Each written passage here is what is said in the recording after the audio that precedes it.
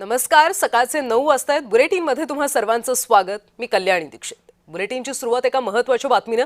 कोण कोणात विलीन होणार? शरद पवार गट भाजप सोबत येणार का?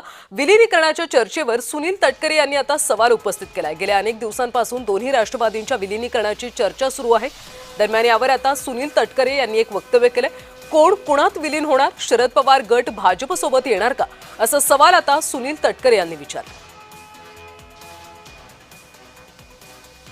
आमच्या पक्षाचा भूमिकेचा प्रश्न येतोच कुठे, कारण मी वारंवार या बाबतीमध्ये ज्यावेळेला महाराष्ट्राचे थोर शिल्पकार चव्हाणसाहेबांच्या समाधीच्या ठिकाणी नतमस्तक होण्यासाठी वहिनी गेला त्यावेळेपासून मी विचारलं की बाबा विलीनीकरण कुठल्या पक्षामध्ये. एक आम्ही एनडीएमध्ये आहोत. एनडीएमध्ये माझं प्रणित आज देशातला महत्त्वाचा एक घटक आणि UPA म्हणजे काँग्रेस प्रणित घटक. अशा वेळेला आम्ही एनडीएमध्ये आहोत. दादा असतानाच मी वारंवार भूमिका स्पष्ट केली की आम्ही निर्णय घेतला सामूहिकरित्या दादाच्या नेतृत्वाखाली एनडीए सोबत जाण्याचा. कालही होता, आजही होता आणि उद्या भविष्यामध्ये सुद्धा राहील.